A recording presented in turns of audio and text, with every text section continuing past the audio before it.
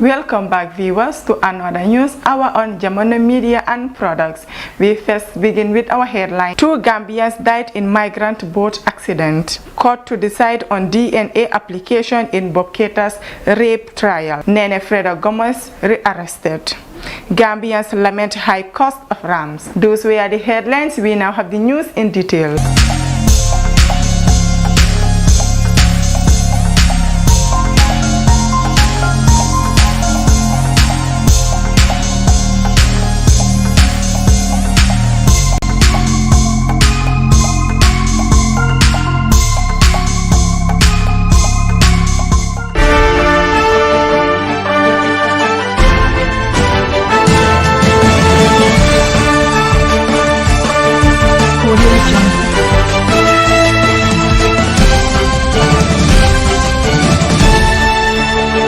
The Ministry of Foreign Affairs, International Cooperation and Gambians Abroad confirmed yesterday that at least 2 Gambians have died in a boat accident in Kafountine, Casamance.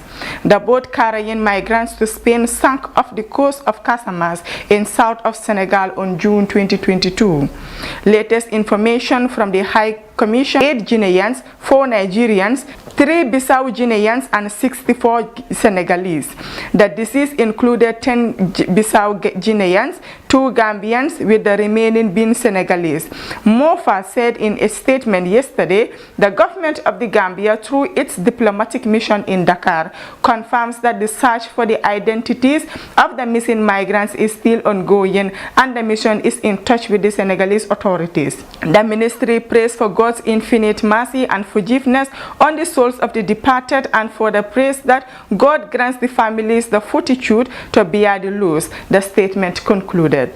Nene Freda Gomez and colleague Lamin C of Global HOMM were arrested yesterday and detained at Senegambia police station. Announcing her latest arrest on Facebook, Nene wrote, Lamin C and I have been arrested and brought to Senegambia police station. She refused to be intimidated because she is the voice beyond representation. Never again should mean never again. Gambia and Gambians, I stand firm and committed to defend the Constitution for our beloved Gambians, Nene Freda Gomez said. This is the 3rd time the duo has been arrested by police over a land dispute between the Gambia government and Global HOMM. They were first arrested alongside one Galbit Manga at the property and charged in a court battle that saw the government changing its charge sheet on numerous occasions. The trio were later discharged after. High Court Judge Momodo S.M. Jallo is expected to deliver ruling on the state's application for a DNA test in Baboucarr Keita's rape trial to determine whether Bob Keita is the father of the child involved in the alleged rape trial. In May, state prosecutors in the trial of the famous youth activist filed a motion for the High Court to grant an order for a DNA test between the accused person and the child of the girl he is accused to have raped. Mr. Keita faces a single charge of rape which he denied. Defense lawyers on Monday completed questioning the complainant in a motion filed by the state seen by the Standard. The prosecution appeared for the court to make an order directing the accused person to undergo DNA paternal examination to determine the paternal relation between the accused and the compliant's child. Meanwhile, in their affidavit in opposition to the prosecution's motion, the defense urged that it is opposed to the motion of DNA because paternity is not the subject matter of the substance trial before the court. The defense said the prosecution's application is denied because it is meant to embrace the accused and further delayed the substantive hearing of the matter, and the application is made in utmost bad faith and it will not be in the interest of justice if it is granted. Establishing paternity has no bearing with the charge against the accused person. The application is not timely as it is not made out of good faith because the request is in custody, the defense argued. According to the defense, if the application for DNA is granted, it will not be in the interest of justice as the accused is in custody on charges he completely denied. Scores of Gambians have lamented the high cost of rams bialy on week before the Muslims observe the Eid al-Adha, popularly called Tobaski in the country. The feast is observed globally as a commemoration of Prophet Abraham's willingness to sacrifice his son for God.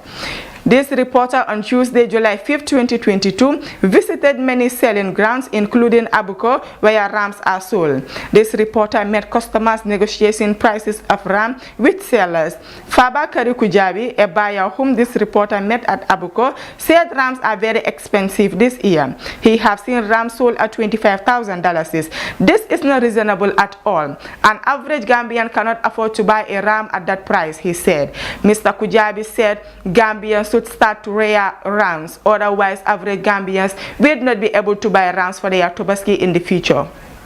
Ibrahim Drame, another buyer, said it is better to buy a cow than a ram this year. A reasonable ram is sold at $15,000. The government should intervene and help them. Otherwise many people will not be able to buy rams for the feast, he said. Mr. Drame said since last week he has been moving around, but he is unable to find anyone he can afford. Lamin Gay, one of the roaming ram sellers whom said this reporter met, said the businesses this year is very slow. Over the years, he used to cross the border to Senegal to buy rams, sometimes 2 to 3 times before Tobaski. But this year, he went to Senegal last month and bought 30 rams and have only sold 11 of them, he said. Mr. Gay said many people complain that the prices of rams this year has drastically escalated, but he opined that people are not aware of the fluctuation of the currency exchange rate. The CFA seems to be more powerful than the Dalasi. The business is not lucrative like before. They made little or no profit in the business now. Rams are very expensive in Senegal, where most of them buy it from, he said. Abdullah Sane, who stationed his ram around the Brusubi roundabout turntable, said many of his colleagues bought their rams from Senegal, and if they calculated their prices and cost of transport, it will be very difficult for one to sell a ram below $10,000. He know what he have spent to buy any ram and what he spent to transport them to this place.